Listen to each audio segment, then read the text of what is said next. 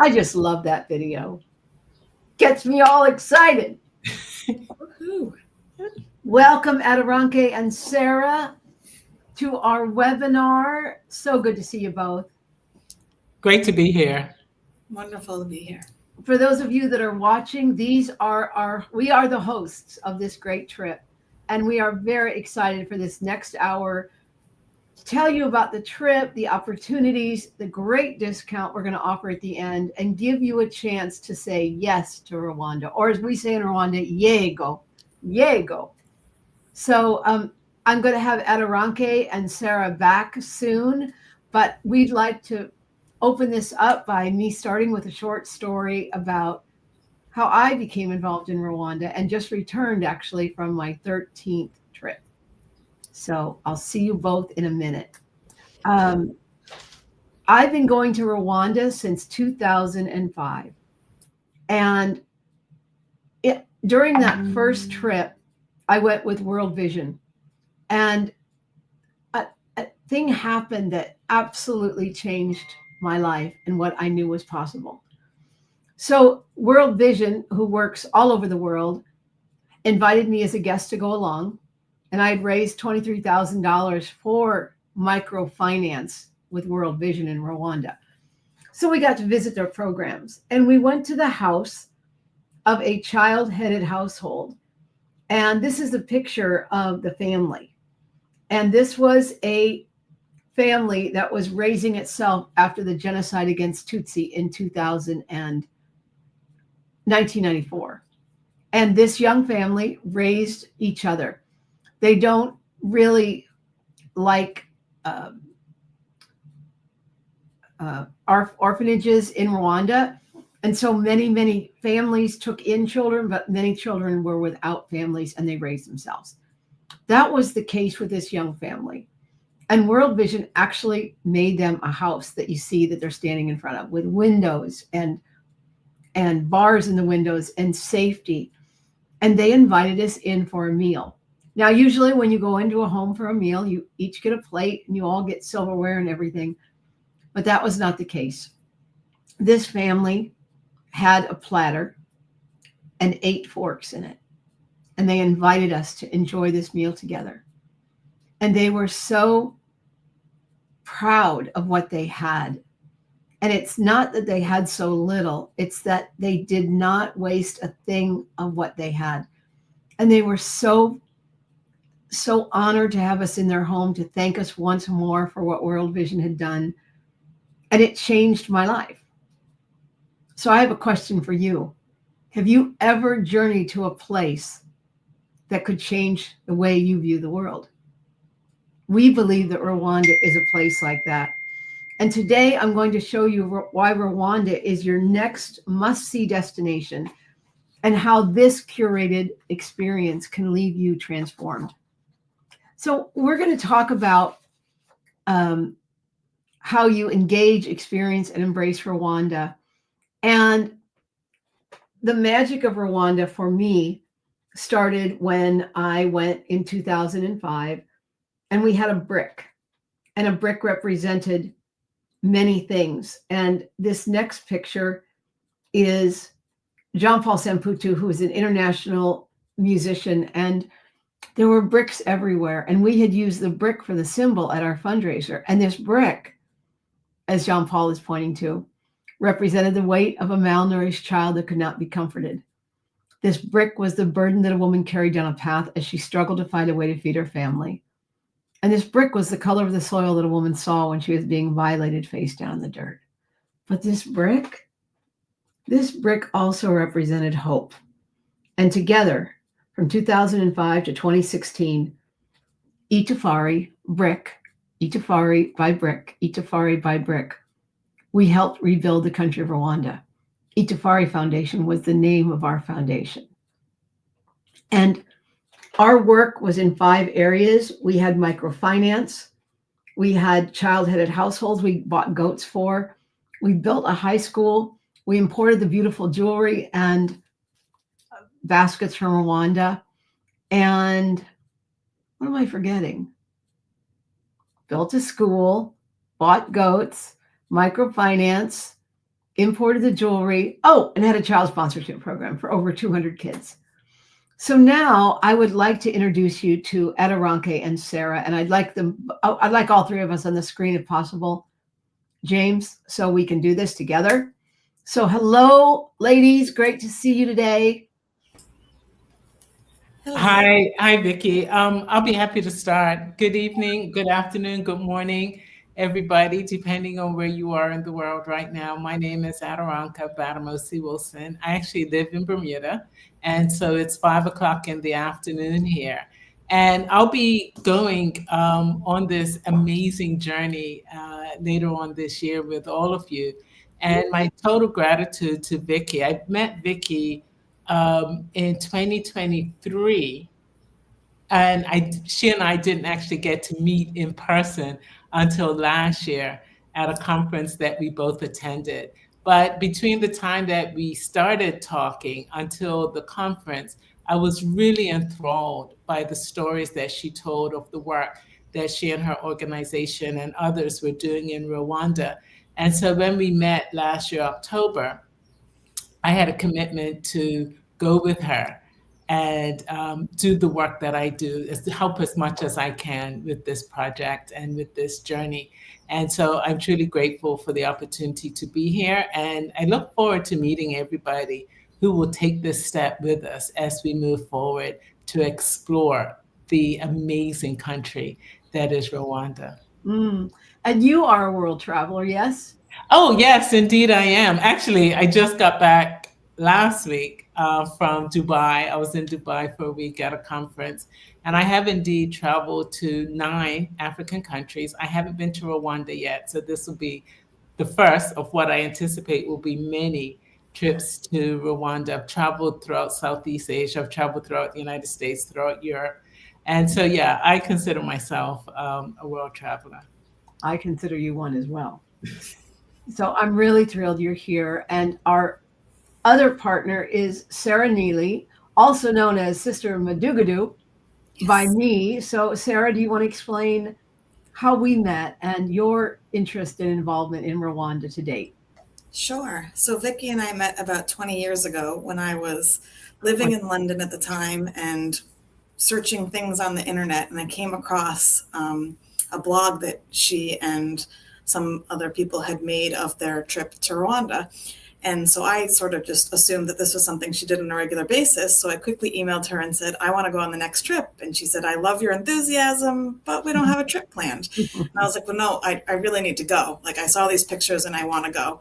And after a few more email exchanges, she, graciously offered, maybe begrudgingly, that she was going to go on a work trip, but that she, it wasn't going to be an organized tour. And so I was going to have to, pull up my sleeves and dig in and do some work. And I said, I can do this. And so I literally, after, I don't know, maybe 10 email exchanges, got on an airplane, flew from London to Rwanda, got off the plane and jumped right in. And I had then returned back another 2 times with her and a third time alone. So, and I too, like Vicky and Adoranke, have been around the world to many different countries. So I'm really looking forward to getting back to Rwanda. It's been over 10 years now since I've been there. I can't wait to see all the changes and see all of my friends and family. Well, like you said, when you saw a picture of me, they've gotten so big. Right. They have gotten so big. And Vicky was there last week, and these kids who used to be this big and, who used to sit on my lap are now probably taller than I am. Yeah, exactly. And, you sponsored a girl in Rwanda. Yes. Yeah? So we'll need to look her up too. Yes. I know that Christoph can help us find her. Yeah. And we'll see. She's got to be grown, probably. She's probably taller than I am. And yeah. How tall are you, Sarah? 5'5". It's not hard to get taller than me. Well, you're not that short. So 5'5". You might still be holding in your own. So, and also you and I, because we went there to work together, do you want to talk a little bit about our trip to the child rehabilitation soldier camp, ex-child Sure. soldier? So while we were on that first trip together, Vicky had made arrangements to go up into the mountains to meet with some of the children who had been soldiers during the genocide, and they were in a rehabilitation program to sort of learn how to be reintroduced into society. And they, of course, had probably never seen people like us. They definitely didn't speak English, but we were able to connect with them just through doing basic, simple things like having a meal together. Vicky and I cooked spaghetti and ihene meatballs. Ihene is goat because we couldn't find any beef in Rwanda, even though we searched every single grocery store we could find. And we cooked over a giant, like it looked like one of those witches, like cauldrons. Like it was a huge, huge pot over a fire, not over, gas or electric. And it was just, I don't know, it gives me chills and I sometimes can't even talk about it. It just was so life-changing to see, how they were living, and for them to hear stories about how, what we were doing in their country, and how we weren't coming there and trying to change things. We wanted to know from them what changes they wanted to see and how could we assist them. Instead of coming in and telling them, you have to do this, we said, how can we assist you to get where you want to go? Because they're moving way faster and they know what they want way more than Vicky and I would ever. Well, and my idea of camping is a Holiday Inn. So here we are at this, it's like a campsite. And the camp chef, cook, was so skeptical of us. And, I'm just being me, and we get these kids to help us. And we went through all the firewood that was dry in the camp. Now, when you're cooking a big pot of spaghetti, it's got to cook for hours. So I started throwing other wood in there that was wet. And wet wood, it seems, makes for black smoke. Mm-hmm. And it was so black that you could not, there was one kid, because I said you have to stir from the bottom. You don't just stir on the top. You don't want it to burn. And this kid he never left. He stayed in that, and I'd see all this black smoke billowing, and I go, I'm going in. And I'd run into the smoke, make sure he was still alive. And he was so happy. And at the end, we made the dinner, and we had Fanta L'Orange and oranges and chocolate. And they don't eat a lot of bread there, but I think we probably had some bread. I think so too, yeah. But what was really interesting to me was a lot of the kids, they had spaghetti with the meat sauce on top. They were eating it with their fingers. So I said to the camp director, I said, can they get a fork? And they said when they came to camp, they were given a tin plate, a fork, and a spoon. But many children had never seen a fork, and they threw them away, so they don't have forks anymore. They did not care. They were eating it. It was great. And when we got back to the hotel that night, I got a call from the camp director. And the kids, you know how kids are. They danced and stuff, but they were rather subdued. And he called me to say, he said, Mama, I want you to know that we had extra sauce. So they poured it over their beans and rice, which they weren't used to spaghetti at all. He said, we poured the sauce over the beans and rice, and the kids could not stop dancing and cheering. They were so happy. He said, you changed their lives. And as Sarah said, they changed ours. Mm-hmm. And what happens when you go to a place like Rwanda and you see that people, they don't want to move. They don't necessarily want to leave the country. They want to thrive where they live. They want to, if you say to somebody, where's home? Often we go back to where we were born, and we may not have lived there for a long time, but so many Rwandans are so proud of being Rwandan, and they're not all trying to get out of the country and go somewhere else. They want to thrive and succeed where they are. And one of the kids, when we were done, Sarah was working with them with hygiene because she was a American scientist living in London. She was working in infectious diseases. So she helped the kids understand how to keep everything clean. And one of the boys said, I want to become a cook. So never doubt that a little thing can change the world. It doesn't have to be so life-changing. It's worth millions of dollars. It's making sure that we just step in where we are and do what we can in the time we have left. And when we do that, that's why this country means so much. As Adoranke said, she's been to 9 African countries, and she has caught the passion that we have for this place. And it is well served. And hopefully our viewers will catch it as well. And so what I'd like to do is talk about some safety concerns, worries that people have. So Rwanda has been rated the safest country on the African continent out of 55 countries. I was just there a couple weeks ago. There's some issues at the border, but they're not in country at all. President Kagame is intent on keeping this country safe, and he is doing it. I've traveled the world as well. There's very few places I feel as comfortable, even as a white woman, as I do in Rwanda. Now, I don't go out at night. I don't do dumb things that would put me at risk. But everywhere I've gone in the country, I've felt safe. And we are going to make sure that our group is well cared for, that you all feel that we know what's going on, and we will. So it's a very safe place. And it's just a matter of making sure that we're smart when we travel, and we are. So I've never encountered a thing, no pickpocketing, no issues at all. So that's what we intend for you. And we're tracking the news as well, but we know that right now it's very, very safe, and it will stay that way because President Kagame is ensuring that this country never goes through what it went through in '94, and it won't. It's got a great army. It's well run. You can't even jaywalk on the street. You jaywalk, you get a ticket. Don't jaywalk. Don't walk on the grass. It's the cleanest city you've ever seen. It's cleaner than any American city I've ever seen. Yeah. But their pride in their nation and their cities and even in the country is so great that you'll feel safe. And we'll be traveling together all over the country. We're probably going to get a van, so a bigger bus, so that it holds us all comfortably. Because getting in and out of cars is a lot. It's me maybe, but I'd rather go in a nice bus and move around together. So that's what we're going to be doing.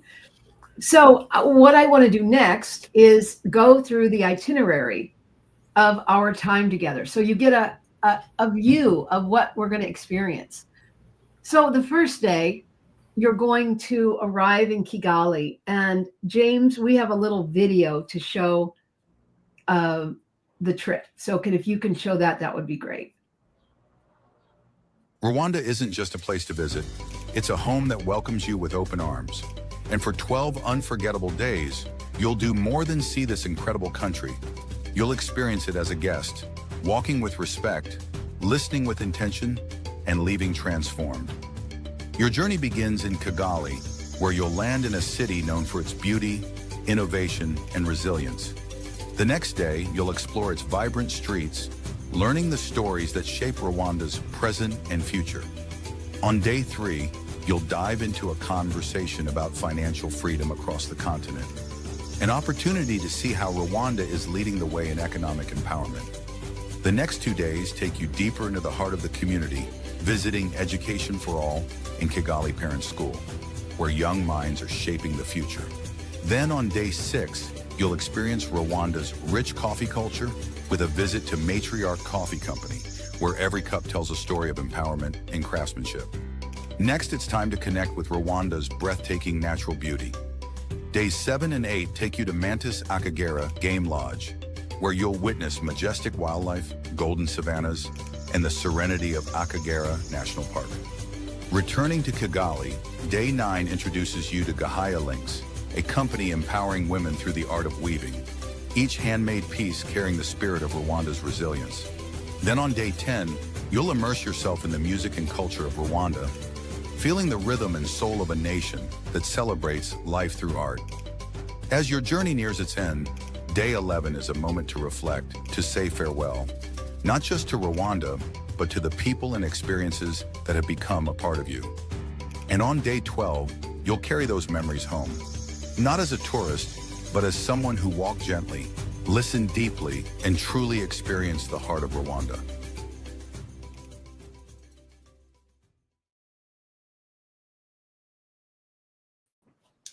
Now, because all great things change, the order of this trip has changed a little bit, simply because when I was in Rwanda, we looked at the logistics and we've added some things. So we want to show you what we're going to do. So day one, when you arrive in Kigali, you'll be staying at the Heaven Hotel. Great name, huh? So the Heaven Hotel started at the Heaven Restaurant. Sarah, had you ever been to the Heaven Restaurant? Yes. Yes. We ate there a few times. Yeah. So it was a restaurant that was to train servers. So it was for a lot of young people that didn't have work, and they have now expanded to a hotel, a really nice hotel. And here's the deal. Like I said earlier, I don't camp, but I believe that this trip will be very powerful, and we need to rest and rest well. So this hotel is in the middle of Kigali. It's beautiful. It has a pool, dining rooms, workout room, beautiful rooms, and you'll get the chance to rest in this hotel and be at peace during our events.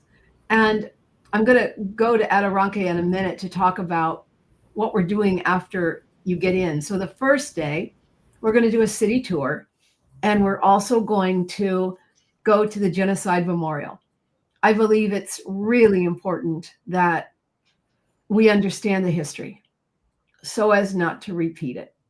The memorial is a beautifully built monument to remember what had happened.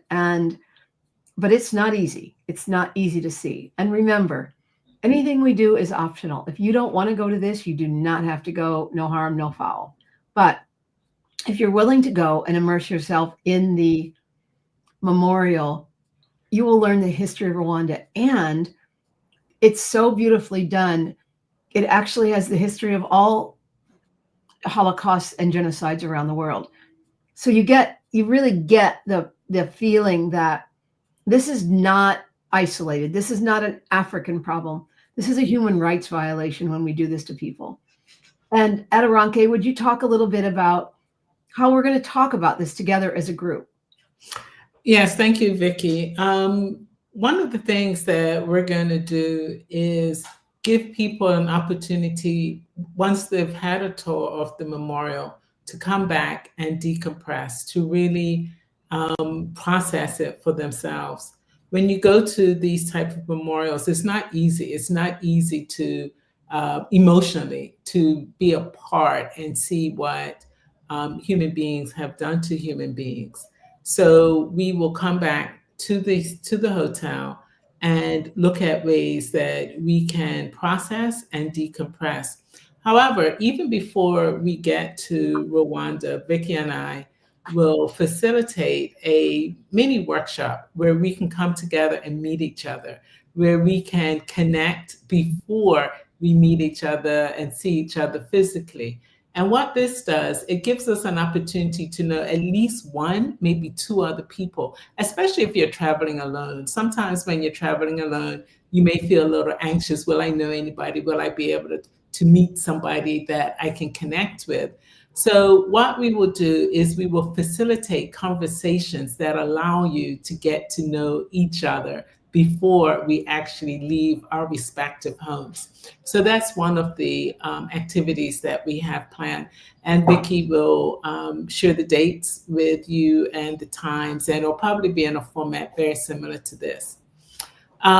Prior to actually starting the tour, I'm going to do a mindfulness photography session.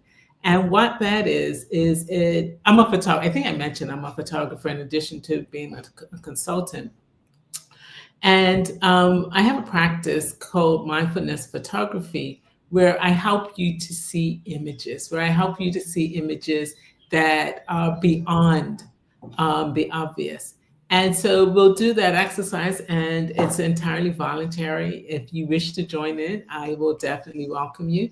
And that will help set your eyesight, as it were, for the rest of the time that we're in Rwanda, as we take pictures respectfully of the areas that we're in, and especially when we go to the game reserve and places like that.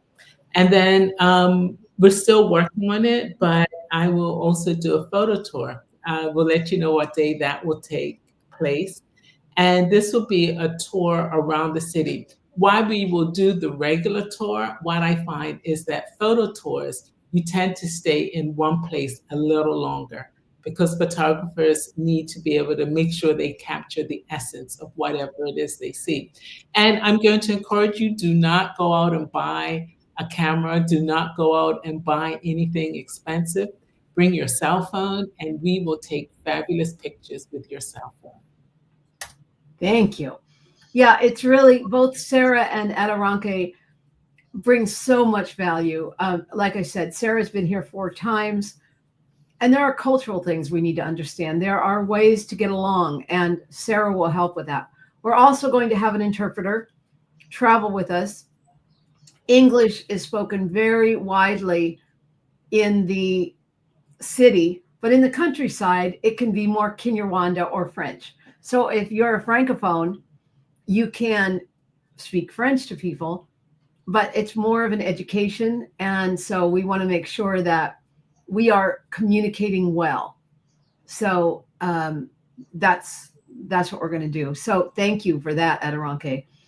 The next day, so this is a little changing of the order, because I was looking at the days we're in country, and I want to make sure that if we're hitting a weekend, we're not missing openings and things we can do. So the following day, this is a picture of Joseph Nsenyimana.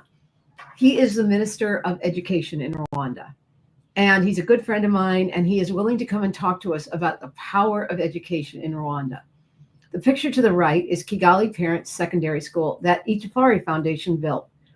We are going to go to the school, and you may get a chance to teach if you want to go into a classroom and meet with people. So this is very exciting for us. And Sarah, did you ever teach in the classroom? I did go, but I was with a teacher from the United States, so I let them teach.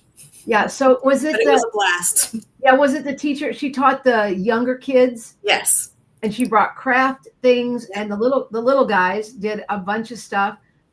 I taught 6th grade, and was over my skis in about 2 minutes when they said, "Mama, why is the capital of your country on the East Coast?" And I'm like, oh my God. So I quickly drew a map of the US and made the ships coming in and made it up a little bit. John, my husband, who was also on the trip, he came out of a classroom and he looked stunned. I go, "What happened?" He said, he was building an airplane at the time. He said, "I had to teach them about aerodynamics." Thank God I didn't have that class. I would have been like, I don't know. So what happens is you meet kids that are very interested and they want to know about us. One of the kids asked me, he said, "Mama, are all of your students taught by computer?" So just like us, they see things on the internet. They don't know what's true. And this is our chance to connect with these kids and help them understand. So that's a full day. And then the next day, we've got Christoph. I'm going to add him to the stage. Christoph, if you can go on camera. He was on camera. I don't know. Hello. We can't see you, Christoph. We can hear you, though. Hello. Hello. So everyone, can you move your camera down a little bit? So, yeah, you're not looking over the fence. There you go. Yes, good. This is Christoph. He is the country director for Itafari. He and I met 20 years ago as well. And now he runs a program that we're going to visit called Education for All. So Christoph, please introduce yourself. Welcome and tell us about your organization. Hello. Can you hear me? Yes. Can you hear me? Oh, that's great. I'm happy that now you can hear me. Hi, Adoranke. Hey, Krista. Hi, Sora. How are you?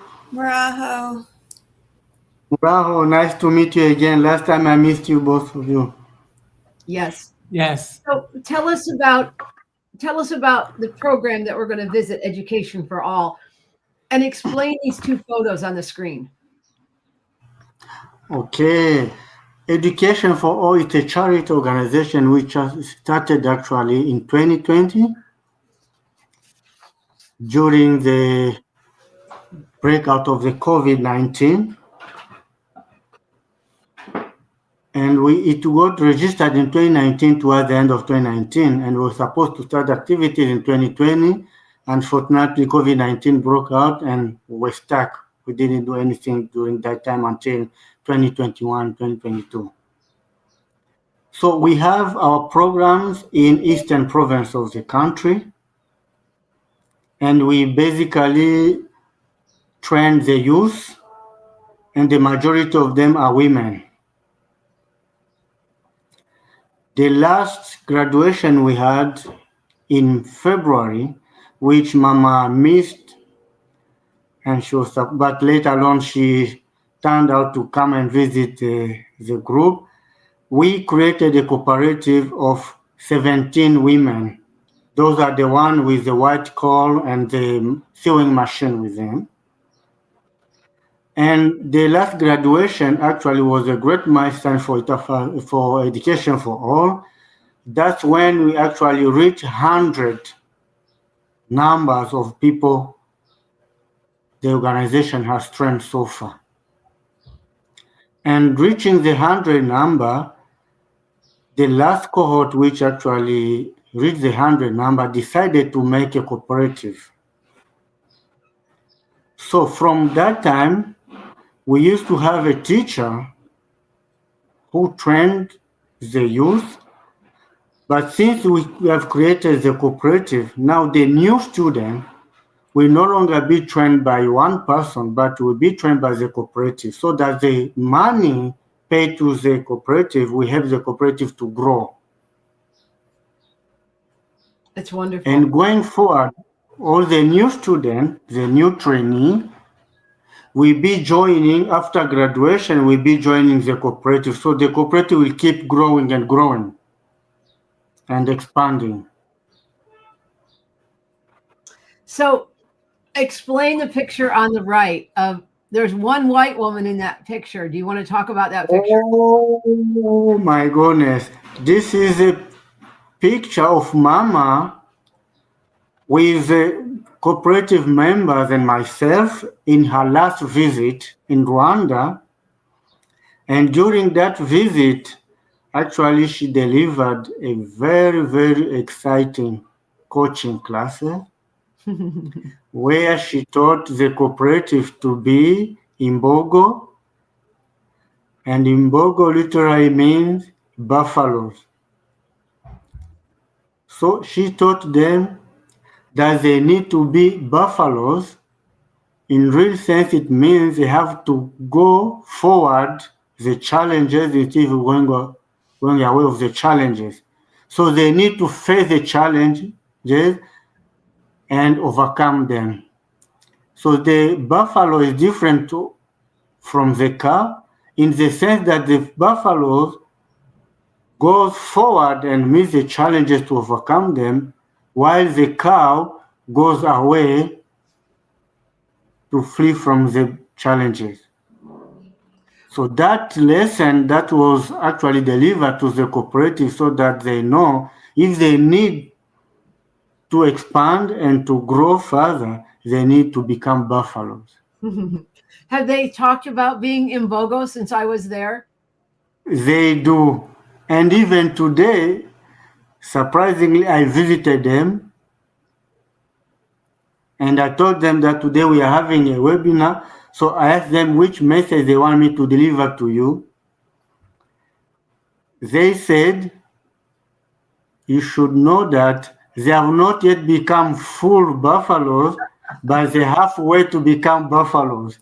It takes a while. It's a mindset. One of the things, and so we will go, there will be a graduation ceremony when we are there in October, and you will meet these students, and they are so inspiring, and they'll look at you, but then they warm up and they're excited. They'll ask us questions, and we're also making a portion of the price of the ticket that you're going to pay a donation to Education for All. I don't believe in just giving lip service. I think prayers are great, but I think we need to really show these young students that we believe in them.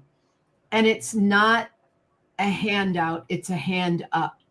So we are very excited, Christoph, for what we'll be able to do with your organization and support you as you have supported Itafari for all these years. And it's been just a dream to work with you. When we met, Christoph was the controller at the hotel, and he was so kind and spoke good English and could act as a translator and was just so helpful.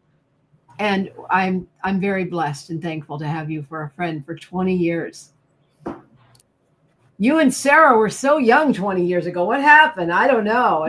Now both of you have children, and life moves on. So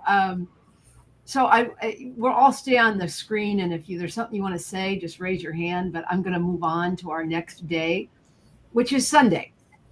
And on Sunday, we're going to brunch, and church is also optional. There are many, many churches in Rwanda. If you want to go and experience an African church, they have many, many sermons in English, so you won't feel like you can't understand. But it is also a day of rest. We hit the ground running pretty hard, and I want to make sure that you don't get overtired. And that if you remember that nice pool at Heaven Hotel, you can always just sit around the pool and relax. So I'm looking, you might find me at the pool. Then the next day, we're going to talk about finance and what's possible. The picture on the left is a woman named Lucy Mavazi, who heads up the UNDP Better Than Cash Alliance. She is working in the world to bring financial freedom through digital means, so that a woman standing on the side of the road can pick up her phone and someone can pay her digitally. Cash-based systems are very corrupt, and Lucy is doing an amazing job, and she's going to come and talk to us about this. The woman on the right is my sister, Joy Junsudge, and Joy runs something called Gahaya Links. We are going to go to Gahaya Links, where you'll have the chance to weave a basket. I don't know if the next picture, let me see. Nope, we'll get there. Maybe I'll scoot ahead, Sarah, and bring you in. But you can buy the beautiful baskets. I was at Gahaya Links when I was there a couple of weeks ago. They have jewelry, they have baskets, they have all kinds of items that you can buy as souvenirs and reminders.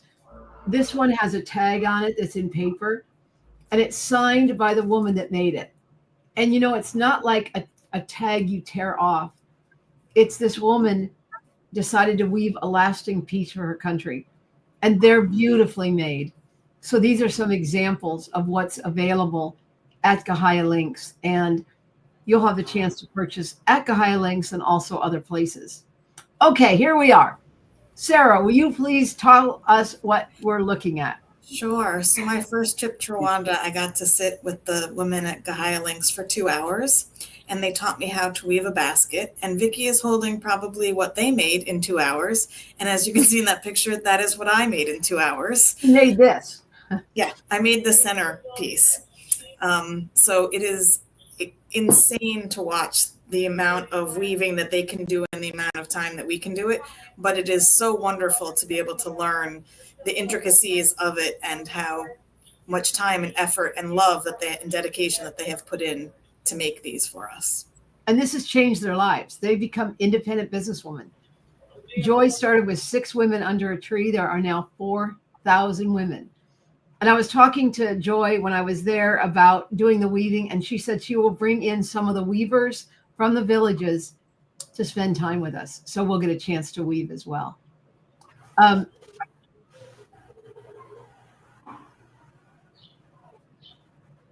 Oh, okay. This is the next day. We're a little out of order. Sorry.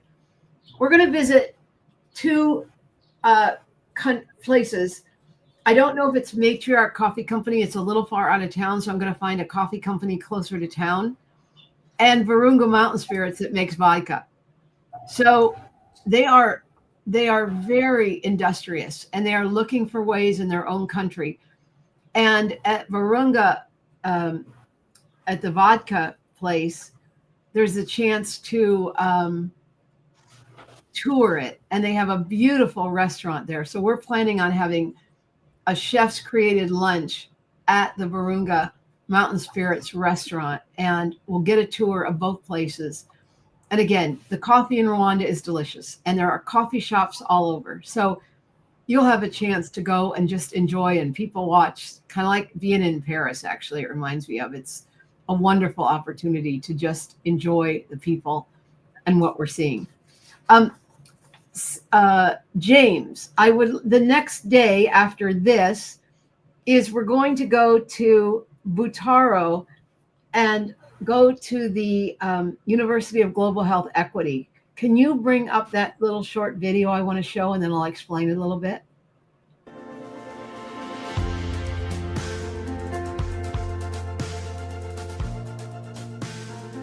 UGG provide education for quality service delivery in Rwanda for Rwandan and others. So we are a global institution to educate global young cadre that will be leaders to create health systems across the world with the philosophy of quality care in remote area, focused on access for the vulnerable.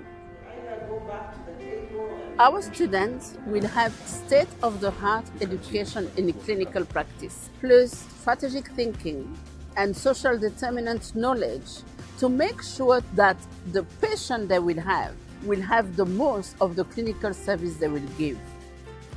Our students need to understand the science, the biology, the medications, but at the same time, the understanding of what it takes at the community level to craft these and tailor these according to the community. Whether you call it social medicine or One Health, or look at community interactions or how health and social justice come to be, we don't think it should be an option not to understand these other questions. We are oriented such that our students are patient-focused, they are community-oriented, and they are globally aware. And we cannot train quality health professionals without a hospital where our patients go to. Students will be coming to the hospital, so we want to give them a high standard experience where they will get any diagnostic capacity that they need to learn from, where they will get a sense of the comprehensive care of patients from medical, surgery, psychological, intensive care, and so forth. So there is that urgency for us to make sure that we upgrade services in Butaro by adding on ICU services, radiotherapy, and the oncology service, not only for the districts, but for the national level. So we have, for me, 3 universities. A university with walls in the form of UGHE. We have a university with patients, which is Butaro Hospital. Then we have a university without walls, which is the community. The 3 of them are very important. This is personally very important to me. Dr. Paul Farmer that you saw was one of my professors at Harvard, and he began working in Haiti and then moved to Rwanda, and he started the first cancer hospital. He always encouraged students at Harvard to go and experience this. And the class I took with him was Global Health Equity, and he believed that every person in the world deserves healthcare. And he tragically died a couple of years ago, but his work lives on. I met the vice chancellor of the hospital, and she graciously offered to give us a tour. There's a new Serenity Garden that Paul actually designed like a week before he died on a napkin, and they have built it. So we'll get the chance to reflect and think about the difference healthcare makes in the world. Mm-hmm. And all this is done. This is out in the countryside, and you'll be driving through the beautiful hills of Rwanda and get to see the countryside. And again, this is the opportunity to really understand what a country is like. So I'm very excited about this. And then the next day, we'll be doing a cultural shopping day in Portland. No, we're not going to Portland, Oregon. I'm in Portland. We're going to do it in Kigali. So you can buy things. And we're going to have some cultural things, music, dance, enjoy the rich history and culture of this country and the pride they have. That picture on the right of that little boy, I took the first trip I was there. And they dance every chance they get, and they celebrate. And I think one of the greatest lessons I've learned in Rwanda is that joy is not for other people. That, you know, when I'm with Christoph and I was with those students, we laughed and we enjoyed each other's company, and we celebrate all that is good in the world. And you'll see that time and time and time again in Rwanda. And then we head out to Akagera Game Park. Now, this is a 2-night trip, so we'll be leaving the hotel and actually moving into Akagera Game Park for a tour within the park. And as you can see, we are caged, the animals are not. And it's a powerful experience to go through the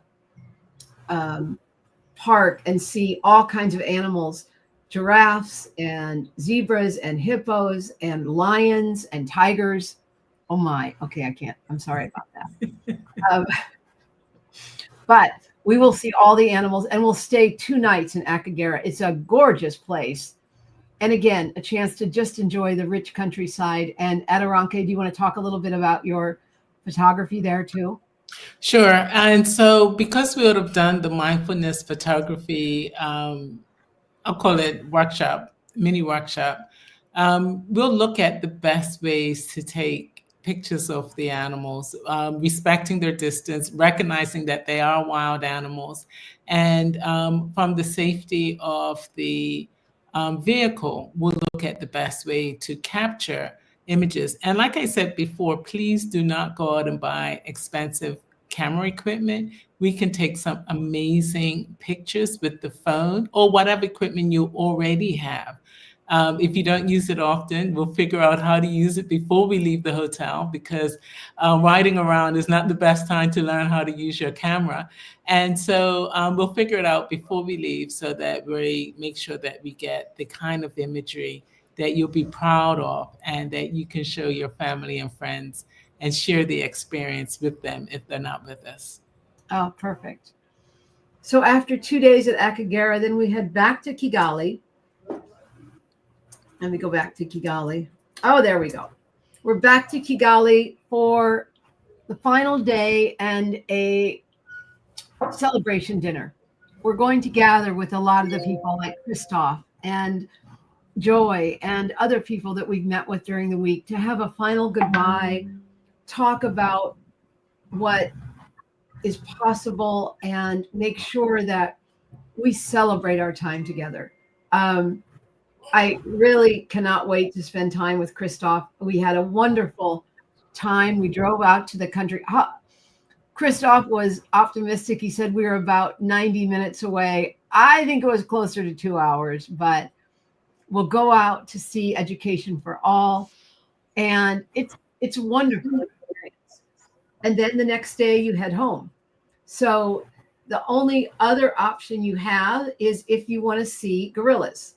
Now, the gorillas are not included in the price. They're extra, but they're only extra in the cost. This isn't like an extra package. I have seen gorilla packages that are like $5,000, and that's crazy. So don't go doing that. You can go through me. The ticket to see gorillas is $1,500. Is it still $1,500, Christoph, to get a ticket to see the gorillas? Do you know? That's right. It's still 1,500. Okay. So what you need basically is a hotel the night before. Then you go to see the gorillas, and you hike up the hill. And Sarah, I'm going to have you talk about that a little bit.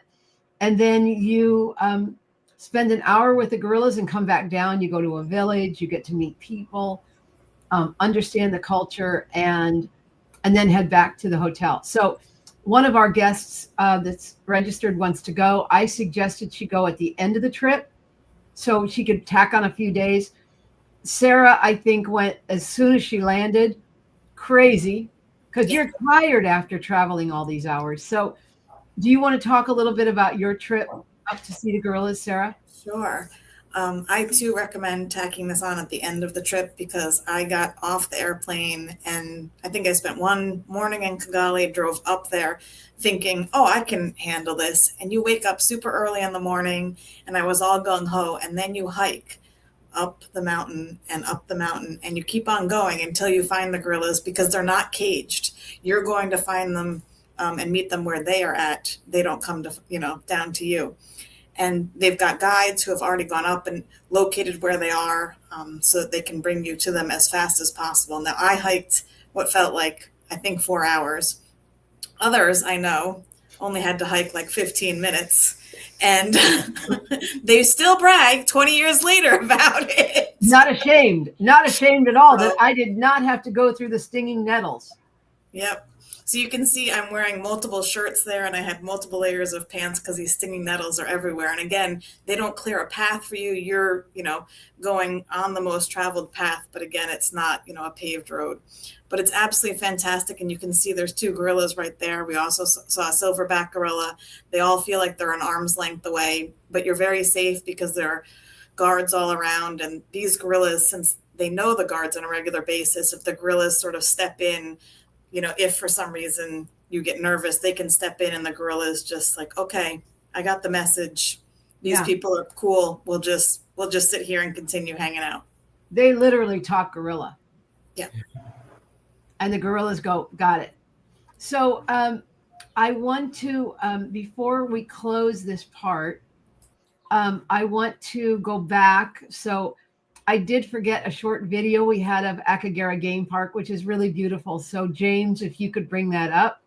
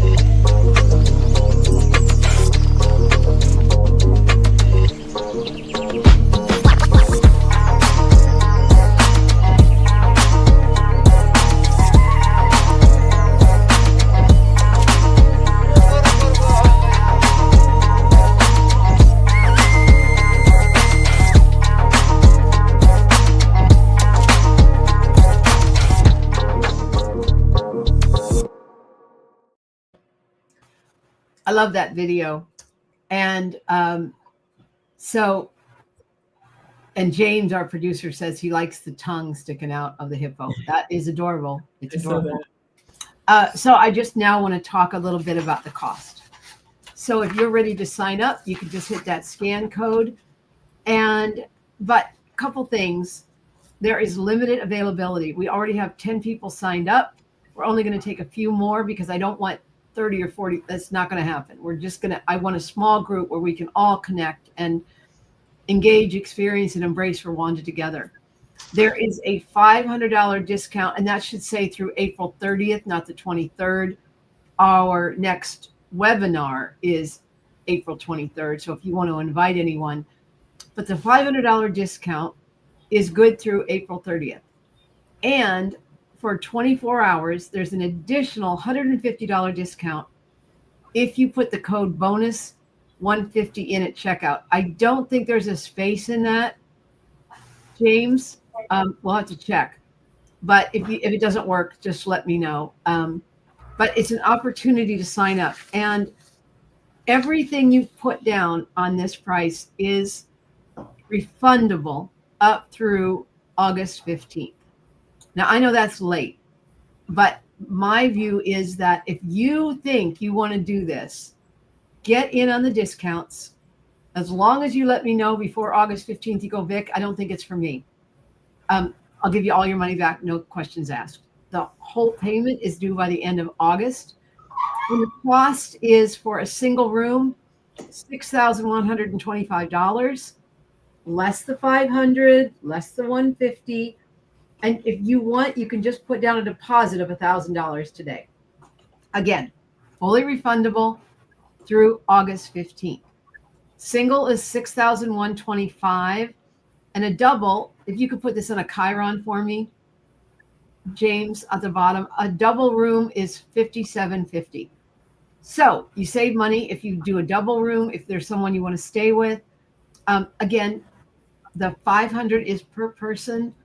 The $150 is per person. So right now you can save $650 off each price. Single room, $6,125, double, $57.50. And I challenge you to find a better price for this ticket. It does not include airfare. We have connections for you to get your airfare so you can get the best price, depending on how you like to travel, business class, first class, coach. But I've got people that you can work with. We'll talk about, as Adoranke mentioned, we're going to have a webinar for those who have signed up to make sure you're all ready. Your passport needs to be no less than 6 months past the date of travel for expiration. So we're going in October. So make sure that your passport is good through April of 2026, or you might not make it into the country. We'll talk about vaccinations. You have to get yellow fever vaccination for Rwanda. I came with my ticket, my card. Nobody asked me. I was really interested to see what that would be like. If they're like, can we see your yellow fever card? Nobody asks. But you don't want to get yellow fever. You don't want to get malaria. So there are things we'll suggest you do, and you do what works best for you. But that's it. Oh my gosh, 1:59 p.m. How did I do that? I'm so proud of myself. I've cut it short. So what I'd like to ask is for each of you, Sarah, Christoph, and Adoranke, say something final about this trip and your encouragement to go.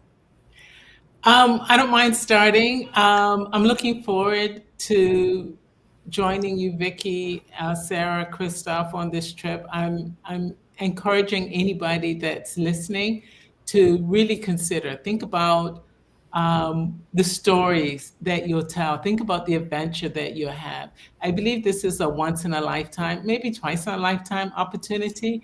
I know that when I've visited African countries, a little piece of me stays there. And so I encourage you to think about it. Don't take too long to think about it, because as Vicki has said, the spaces are going quickly.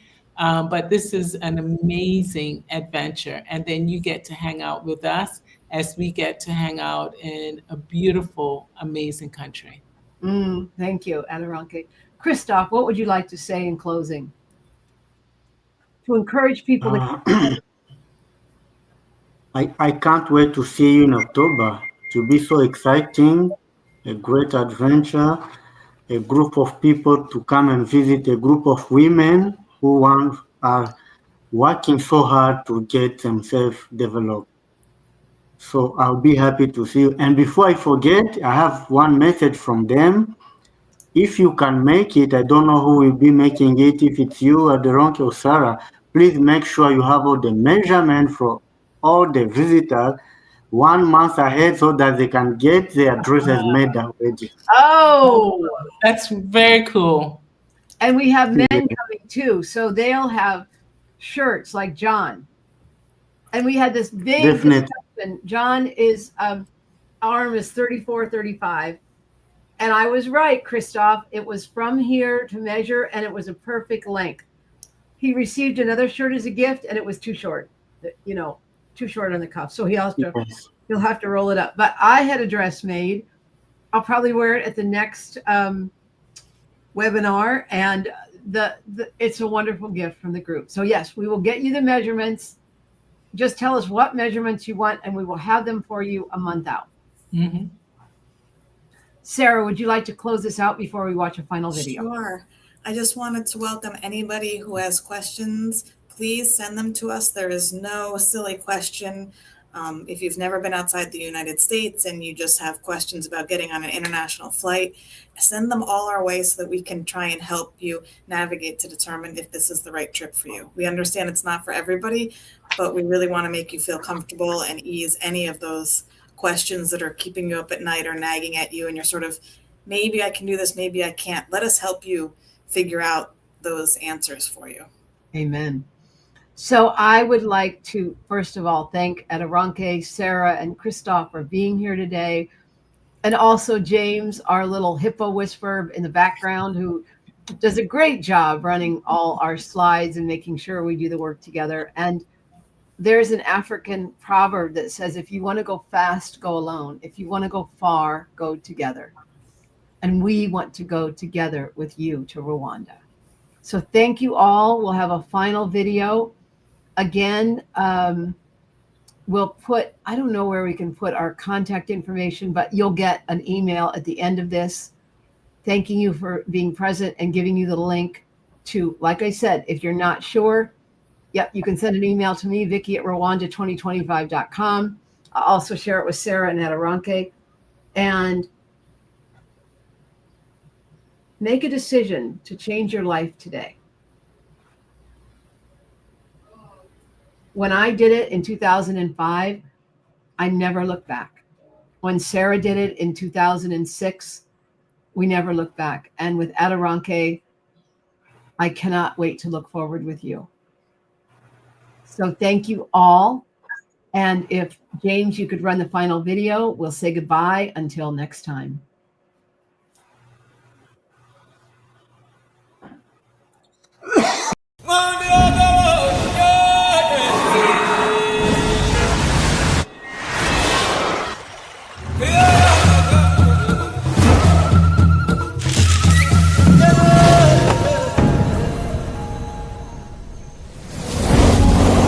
We are now in Unforgettable National Park. It's a home of the Big Five. It's very important to conserve and protect the park and keep the nature as it is.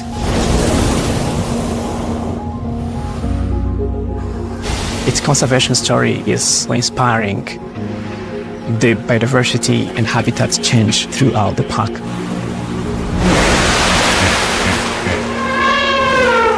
Oh, see this elephant. It's a little bit of a surprise.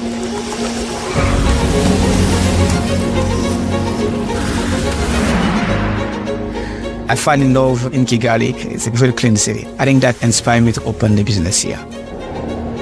Kigali's international events bring a lot of diversity.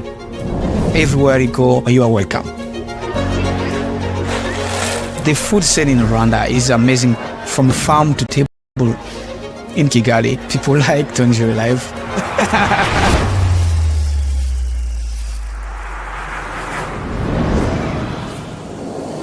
This was my dream since I was a kid. Working with the gorillas every day. You hear? These are the gorillas breaking the trees. Come. That's the silverback. The people, they are very happy to see the tourists coming. It's a big support to the conservation of these gorillas for the future generation. Newgate is one of 4 national parks here in Rwanda. For tourists to come here, they participate also in conservation, which also helps us protect the forest. There is something really magical about the Volcanoes National Forest, and it's unspoilt, it's natural, rare beauty. What makes it extra special establishing a resort here is that we work very closely with the community, and it's a really authentic experience for the guests. We are very lucky. This is our little piece of heaven. Rwanda is called the land of 1,000 hills. From the east to the west, we are at Lake Kivu. It's one of the largest lakes in Africa. The sky meets the lake. It's a place that everybody should really visit. Welcome to Rwanda.